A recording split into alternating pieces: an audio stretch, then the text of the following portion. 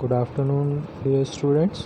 Our today's topic is hypertension, on which we can study meaning, cause, and asanas to cure hypertension.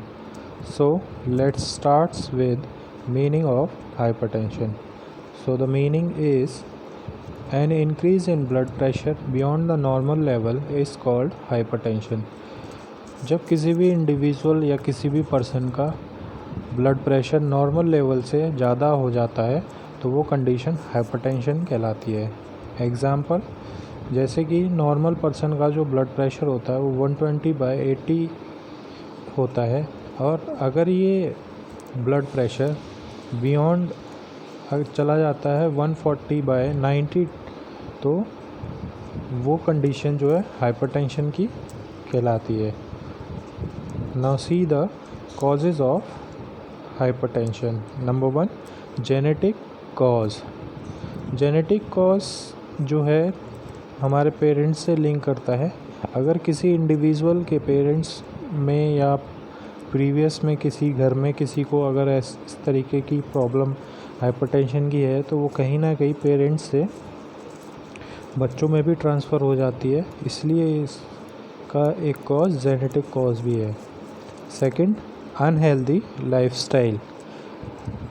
Unhealthy lifestyle, a lifestyle where a person engage in activities that are detrimental to health, whether it's skipping breakfast, overeating, or eating too much or too fast, drinking a little too much, or spending too much hours in front of the TV, smoking, not exercising, eating unhealthy foods, and not maintaining a healthy weight. Unhealthy lifestyle में का मतलब ये होता है कि अगर कोई व्यक्ति प्रॉपर डाइट नहीं ले रहा है और अगर वो ब्रेकफास्ट नहीं कर रहा है तो लंच में उसने एक्सेसिव फूड में ज़्यादा खा लिया, और स्मोकिंग करता है और एक्सरसाइज नहीं कर रहा है, ज़्यादा से ज़्यादा टाइम तक टीवी देखने में अपना समय बर्बाद कर रहा है, तो ये चीज़ें भी जो हैं अनहेल्दी लाइफस्टाइल में आती है और ये कहीं ना कहीं हाइपरटेंशन की प्रॉब्लम को क्रिएट करता है। Now see the third, obesity.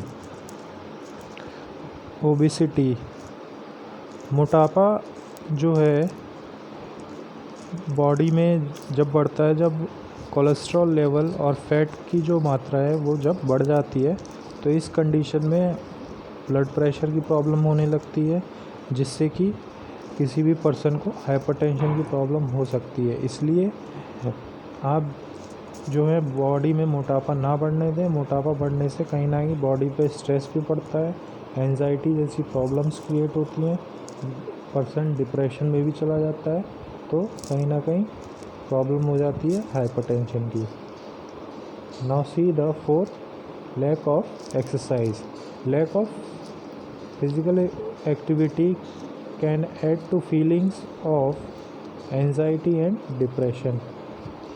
Proper routine work follow ना करना, एक्सरसाइज ना करना कहीं ना कहीं बॉडी को आलसी बनाता है, जिससे कि हमारे बॉडी पार्ट्स जो हैं वो डैमेज होते हैं और प्रॉपरली वर्क नहीं करते हैं, पेन क्रिएट होता है, जिससे कि हमारी बॉडी में स्ट्रेस और एंजाइटी की प्रॉब्लम्स क्रिएट होती हैं, और ये कहीं ना कहीं हाइपरटेंशन को भी बढ़ावा देता है। Next topic is asanas to cure hypertension. There are 6 asanas by which we can cure hypertension as follows. Number 1, Tadasana, second Vajrasana, third Pawanmuktasana, fourth Ardha Matsyendrasana, fifth Bhujangasana, six Shavasana. ये 6 आसन हैं जिसके थ्रू हम हाइपरटेंशन को क्योर कर सकते हैं।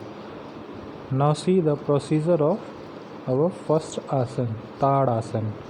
It is also known as tree pose.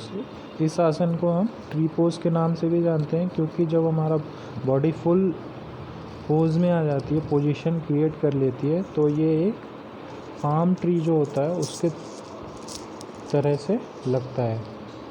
Now see the procedure of tadasana. Number 1, stand up in attention position. सबसे पहले आपको अटेंशन पोजीशन में बिल्कुल स्ट्रेट खड़े हो जाना है। हैंड्स लेग्स बिल्कुल स्ट्रेट रहेंगे, स्पाइन आपकी बिल्कुल स्ट्रेट रहेगी, नेक बिल्कुल स्ट्रेट रहेगी और अटेंशन पोजीशन में खड़े रहना है। नॉर्मल ब्रीथिंग करते रहना है। Second, lift your arms upward and stretch your arms upward. अपने आर्म्स को आप फ्रंट साइड में लाते हुए फिंगर्स को इंटरलॉक करेंगे और धीरे धीरे आर्म्स को ऊपर की तरफ ले जाएंगे और स्ट्रेच करेंगे। Number 3, raise your heels and come on toes and also pulls up your body upwards. धीरे धीरे अपनी हील्स को ऊपर उठाना है और टोज पे आ जाना है और जितना हो सके अपनी बॉडी को आर्म्स के सपोर्ट से ऊपर की तरफ पुल करना है और बॉडी को स्ट्रेच करना है। 4, after some time breathe out slowly and come on the previous position. कुछ टाइम होल्ड करने के बाद नॉर्मल ब्रीथ करना है और धीरे धीरे सांस को छोड़ते हुए अपनी प्रीवियस पोजीशन में वापस आ जाना है। 5th point, repeat the same exercise 10 to 15 times. जब भी आप इस आसन को करें तो कम से कम 10 से 15 बार इसको दोहराएं। Now see the benefits of ताड़ासन।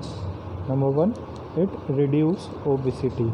जब हम इस आसन को करते हैं तो कहीं ना कहीं हमारे बेली फैट और थाइस पे जो फैट जमा होता है वो रिड्यूस होता है, तो इसीलिए it reduce obesity. Second, it cures constipation. इस आसन को करने से हमारे कॉन्स्टिपेशन की प्रॉब्लम भी दूर होती है। कॉन्स्टिपेशन मीन स्टमक में किसी फूड या अनहेल्दी तरीके खाया हुआ जंक फूड की वजह से हमारे पेट में गैस की प्रॉब्लम हो जाती है, तो इस आसन को अगर हम करेंगे तो वो भी दूर हो जाएगी। Third, it cures digestive problem. ये हमारे डाइजेस्टिव सिस्टम को भी इम्प्रूव करता है, जिससे कि जो हमारा फूड है वो इजीली डाइजेस्ट हो जाता है। Fourth, it improves body posture. जब हम इस आसन को करते हैं तो हमारा बॉडी पोस्चर भी इम्प्रूव होता है, क्योंकि इस आसन को करते टाइम हमारे बॉडी के सारे ऑर्गन्स स्ट्रेच होते हैं और स्पाइन, नेक, लेग्स और जितनी भी बोन्स हैं हमारी बिल्कुल स्ट्रेट रहती हैं और प्रॉपरली एक्सरसाइज्ड होती हैं। Number 5, it alleviate sciatic. ये साइटिक के प्रॉब्लम को भी दूर करती है, जो कि हमारे थाइज़ में नर्व होती है उसमें पेन क्रिएट होता है, तो इस आसन को करने से वो पेन रिलीफ होता है और हमारी नर्व को रिलैक्स होती है, जिससे कि साइटिक की प्रॉब्लम दूर होती है। 6th point, it is an excellent asana for those who wants to enhance their height. ये उन लोगों के लिए भी बहुत बेनिफिशियल आसन है जो लोग अपनी हाइट बढ़ाना चाहते हैं, तो ये आसन आपको आप करके अपनी हाइट को भी इम्प्रूव कर सकते हैं। Now see the contraindications of Tadasana. Tadasana को करते वक्त कौन सी सावधानियां बरतनी चाहिए? Number 1, if you have low blood pressure you should not do this asana. अगर आपको लो ब्लड प्रेशर की प्रॉब्लम है तो आप इस आसन को ना करें। Second, in case of headache you should avoid doing this आसन।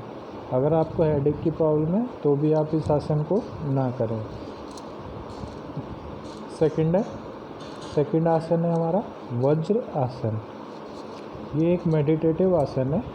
इस आसन के थ्रू आप अपने कंसंट्रेशन पावर भी बढ़ा सकते हैं। तो ये आसन हम ऑलरेडी पढ़ चुके हैं और ये आसन आपको आसनास टू क्योर ओबेसिटी में मिल जाएगा। थर्ड, पवन मुक्त आसन। सेम ये आसन भी हम ऑलरेडी पढ़ चुके हैं और ये आसन भी आपको आसनास टू क्योर डायबिटीज़ में मिल जाएगा, तो आप वहाँ से ये वीडियो और नोट्स देख लें।